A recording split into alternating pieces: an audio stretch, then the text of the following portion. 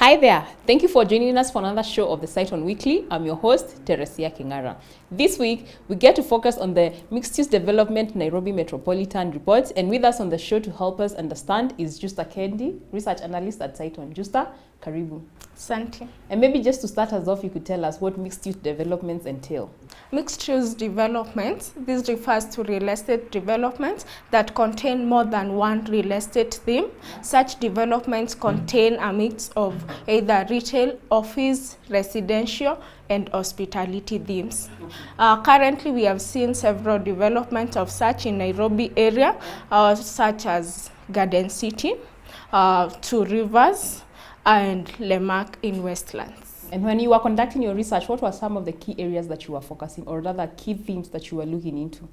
When carrying out our research, we focused in the whole of Nairobi Metropolitan area, and we were not specific on a certain theme. All we were looking is the components of each and every mixed-use development and analyzing based on the percentage of each development to gauge on the maximum returns that an investor or developer can get from a mixed-use development. We've talked about an increase in mixed-use developments. What is driving the growth in Nairobi Metropolitan area? Over the last 5 years or so, we have seen a growth in popularity of mixed-use developments, and this is being driven mainly by several advantages. To name a few, high returns. According to our research, mixed-use developments have a rental yield of 8% compared to a rental yield of 7.5% for single-themed developments.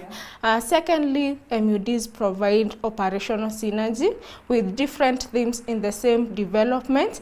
Therefore, performance of one theme complements the other.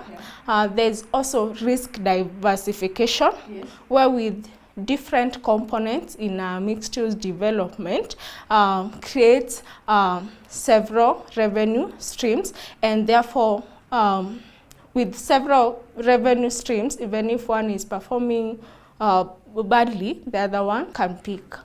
It creates great efficiency for occupants. MUDs create a live, work, play environment, therefore reducing, for example, commuting time for the occupants or people living there. Therefore, there's that efficiency, therefore pulling homeowners and investors into mixed-use developments. And how has the performance been? According to our research, the mixed-use developments have a weighted average rental yield of 8.0% compared to single-themed development at 7.5%.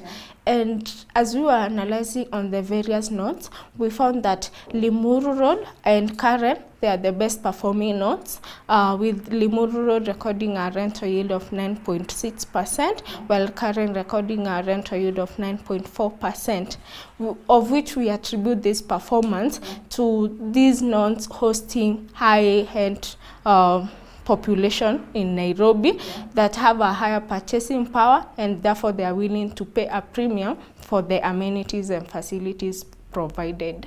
Justa, mixed-use developments are a pretty young theme when it comes to real estate in Kenya. Are there some of the challenges or some challenges that developers are encountering when trying to break into the market? We looked at the advantages that comes with MUDs, and yes, despite the advantages, there are challenges still facing MUDs, and these are mainly high construction and development costs. Also, it can face cannibalization risk, where you have different themes such as hospitality and serviced apartments that are competing. And also, if MUDs are constructed in a small piece of land, they might face some challenges such as noise from the commercial sector to the residential sector, or shortage of some of the facilities such as parking bays. So what would you recommend, or what advice would you give to someone looking to break into the market? With a high return, that is 8.0% for MUDs, that is 0.5% points higher than the single-themed development at 7.5%. Mixed-use developments it's a viable investment. However, developers have to look for the right location and they have to strike the right balance in order to achieve high returns. And from our analysis, the viable investment opportunity is in areas such as Limuru Road, Karen, Upper Hill, and Kilimani, that records an average rental yield of 9.6, 9.4, 8.7, and 8.4% respectively. Okay, thank you, Justa, for making time.